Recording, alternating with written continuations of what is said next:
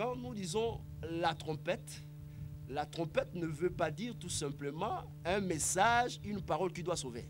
Mais ici, la trompette qui sera sonnée, ce n'est pas un message qui vient pour sauver, c'est le jugement. Sophonie chapitre 1, verset 14. Prends ça, frère. Sophonie chapitre 1, verset 14. Le grand jour de l'Éternel est proche. Ah. Il est proche, il arrive en toute hâte. Très bien, c'est le jour de l'Éternel qui est proche. Mais le jour là veut dire quoi, le jour de l'Éternel? Continue, frère. Le jour de l'Éternel fait entendre sa voix. Voilà, fais entendre sa voix, frère. Et le heureux pousse des cris amers. Voilà. Ce jour est un jour de fureur. S'il vous plaît, le jour de l'Éternel est un jour de fureur. C'est voilà la colère du roi, frère. Est-ce que vous voyez ça? Le fureur, c'est la colère du roi. C'est le roi qui rugit. Un jour de détresse et d'angoisse. Voilà, de détresse. Continuez. Un jour de ravage et de destruction. Voilà, c'est le jour de la destruction, frère. Continuez. Un jour de ténèbres et d'obscurité. Continuez, frère. Un jour de nuée et de brouillard. Continuez. Verset 16. Ouais. Un jour où retentiront la trompette et les cris de guerre. Ah, donc le jour de l'Éternel est comparable au jour où la trompette doit être retentie, frère. Donc quand on sonne de la trompette ici, ce n'est pas pour sauver, c'est pour juger parce que c'est un jour de la destruction. Est-ce que vous voyez ça, frère? Donc partout là on a écrit trompette, cela ne veut pas dire qu'il y a un message qui doit sauver. Maintenant, à la voix du 7e ange, quand il sonnerait de la trompette là n'est pas le message qui doit sauver, c'est le jugement. Selon Sophonie chapitre 1, verset 14, le jour de l'Éternel, frère. C'est le jour du fureur du roi, frère. C'est le jour de la destruction. Pourquoi la destruction, frère?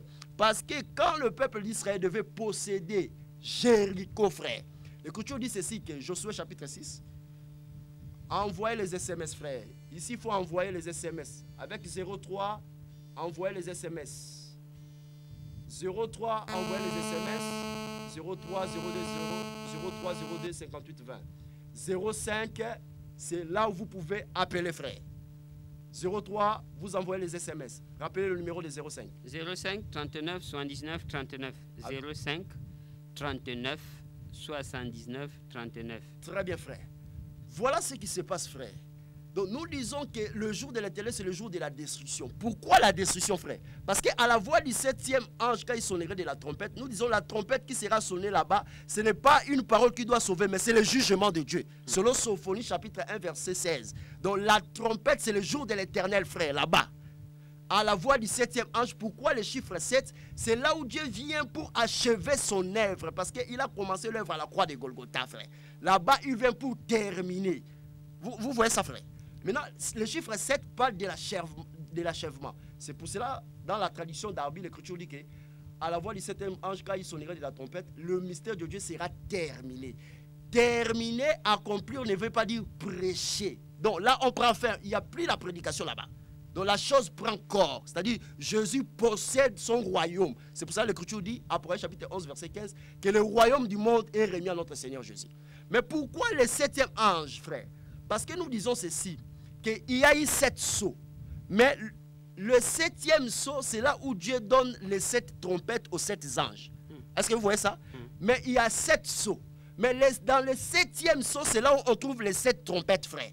De même aussi, frère, dans Josué chapitre 6, le peuple d'Israël, pour posséder Jéricho, il devait faire 6 fois le tour pendant 6 jours. C'est-à-dire qu'en un jour, vous faites un tour. Le 2e jour, un tour. Le 3e jour, ainsi de suite, jusqu'au 6e jour. Mais le 7e jour, vous devez faire combien de tours? 7 tours. Là, je suis dans Josué chapitre 6, verset 3 à 4. Virgule Josué 6, verset 14 à 15. Écrivez, frère. Josué chapitre 6, verset 14 à 15. Josué chapitre 3, verset 4. On n'a pas le temps parce que nous sommes à la télé. Ça dit que pour posséder Jéricho, parce que Jéricho était une ville barricadée et fermée. Une ville fortifiée. Voilà. Maintenant, le peuple, pour posséder, frère, il devait faire, pendant 7 jours, il devait faire 6 jours, les tours 6 fois, c'est-à-dire en un jour, un seul tour. Maintenant, le 7e jour, il doit faire combien de fois? 7 fois. C'est-à-dire, dans un jour, il y a 7 tours. De même aussi, il y a 7 sauts, frère.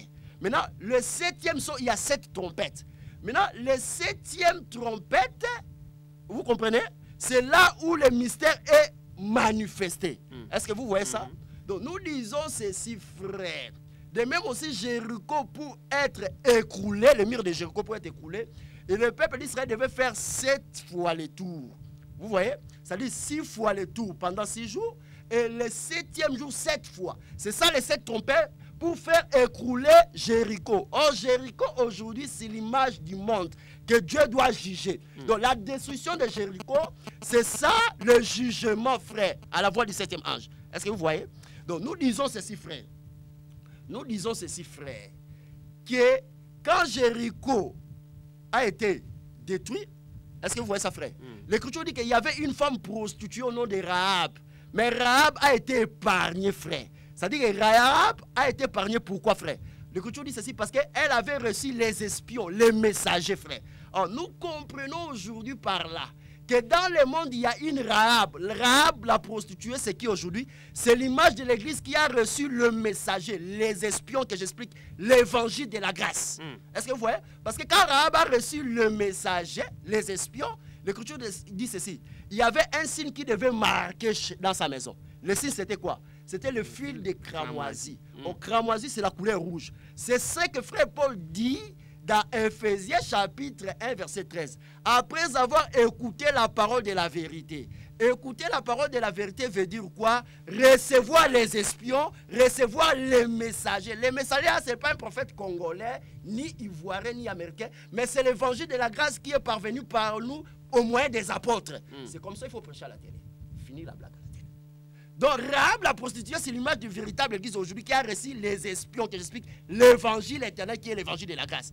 Maintenant, Rahab la prostituée doit marquer chez lui un signe. Le fil de cramoisie, c'est quoi? C'est ce que frère Paul dit dans Ephésiens chapitre 1, verset 13.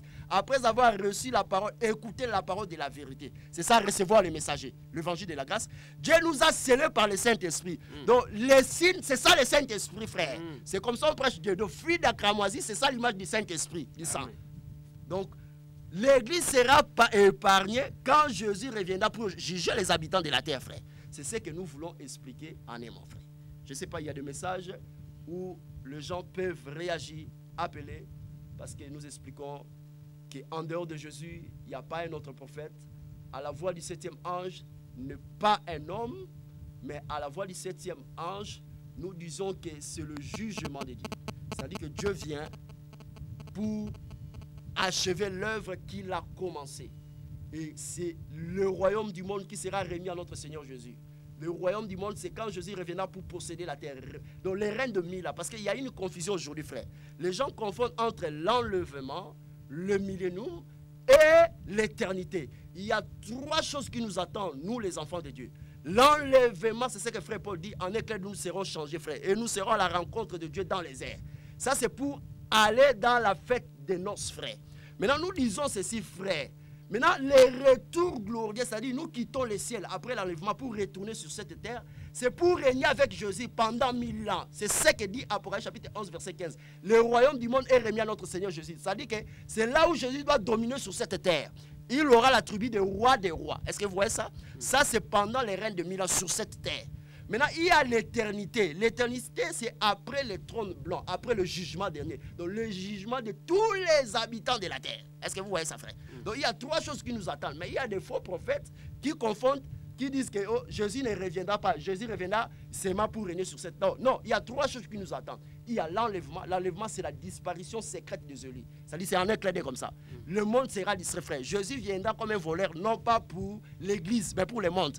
Est-ce que vous comprenez? Parce que l'église est déjà avertie. C'est pour cela que nous n'avons pas besoin d'avoir une date que Jésus reviendra le 15 mars. Non, nous sommes avertis par le message prophétique que Jésus reviendra. C'est dans nos cœurs, frère. On n'a pas besoin à nous enseigner une date. Ça, c'est faux. C'est pour égarer le peuple de Dieu, frère. Donc, il y a 3 choses qui nous attendent. Il y a l'enlèvement, il y a le règne de 1000 ans et il y a l'éternité. Maintenant, le règne de 1000 ans, c'est ça, Apocalypse chapitre 11, verset 15. Le royaume du monde est remis à notre Seigneur Jésus. C'est-à-dire, Jésus possède la terre pour régner. Donc, nous quittons le ciel pour régner sur la terre. Après le jugement de toutes choses, c'est l'éternité, frère. Que le Seigneur Dieu vous bénisse, frère. Voilà nos numéros, c'est 03 02 58 20 03 02 58 20. Vous pouvez nous appeler après l'émission, on peut parler parce que la télé c'est de l'argent. C'est 2 minutes, frère. Donnez l'adresse de l'assemblée parce que demain nous avons culte.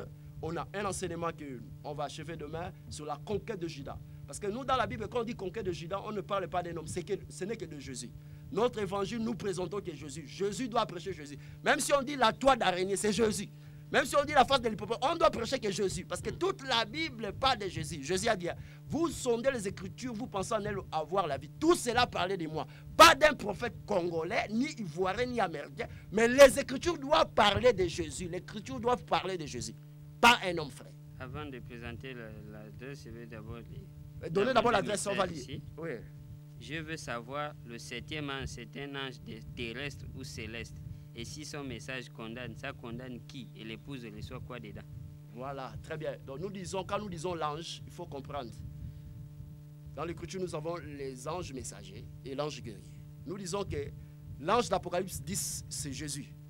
Est-ce que vous voyez ça? Mais pourquoi il prend la forme de l'ange? C'est-à-dire, là, il vient comme l'ange guerrier, frère. Voilà. Mais aujourd'hui, Jésus est l'ange messager, c'est pour apporter la grâce, le message, frère.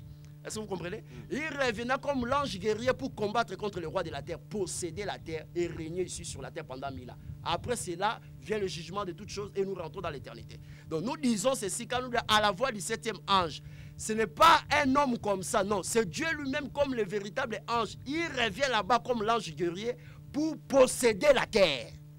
Pourquoi le chiffre 7? Parce qu'il vient pour achever l'œuvre qu'il a commencé, frère. Dieu a commencé l'œuvre à la croix de Golgotha. Il termine cela là-bas, frère. Est-ce que vous voyez ça? C'est pour cela la limite entre Cana, la limite de Cana, c'était le fleuve d'Égypte et d'Euphrate. Est-ce que vous voyez ça? Or, Euphrate, c'est Babylone, frère. Égypte, c'est là où l'agneau a été immolé. Donc, nous disons qu'à la croix de Golgotha, c'était l'Égypte, c'est là où l'œuvre a commencé. Et la limite, c'est jusqu'au fleuve d'Euphrate. C'est-à-dire que le fin du royaume de ce monde, que nous expliquons comme Euphrate. Parce que le fleuve Euphrate doit être tari. Selon le livre d'Apocalypse. Le tarissement de Euphrate, c'est ça la fin du royaume de ce monde. Est-ce que vous voyez ça? Donc nous expliquons comme ça. Ce n'est pas un âge comme ça, un prophète congolais ou américain ou ivoirien. Non, non, non. Bon, nous avons un autre message ici. Il y en a qui disent que les 7 anges sont des hommes. Paul, Irénée, Martin Luther King, ainsi de suite jusqu'à Branham. Bon, les gens qui disent cela, remarquez ceci. Quand les gens disent que c'est Paul, il faut d'abord ramener ça dans les Écritures. Où se trouve le nom d'Irénée dans les Écritures? Il n'y a pas ça. C'est comme un prédicateur, je suis allé lui voir, en plein culte, il dit, oh, le Dieu d'Irénée, le Dieu de Colomba. Ben, je dis, mais ça veut dire quoi? Où se trouve le nom de Colomba ici dans les Écritures? Donc, nous disons ceci, nous croyons à l'histoire. Toute histoire qui ne s'accorde pas aux Écritures, nous rejetons cela, frère. Donc, si vous voulez nous amener le nom d'un homme, on doit vérifier ça ici, frère. S'il n'y a pas ça, nous rejetons cela. Donc, Irénée, Colomba, Dieu ne connaît pas tous ces gens-là dans les Écritures. Ils n'ont pas leur place ici. Nous vous remercions d'être très nombreux à nous suivre aujourd'hui, mais ce n'est pas fini, ce n'est qu'une virgule. Nous continuerons le samedi prochain avec, à la suite de ce que nous avons commencé. Et nous vous invitons à assister à notre culte demain. Nous nous réunissons demain dimanche à 9h. Nous sommes situés du côté de Damas. Vous pouvez nous appeler à nos numéros habituels qui s'affichent à votre écran. Le 03 02 58 20 et le 05 39 79 39. Nous nous réunissons aussi les mardis à 18h. Ça, c'est pour la prière parce que nous disons que l'enseignement, ça va avec la prière.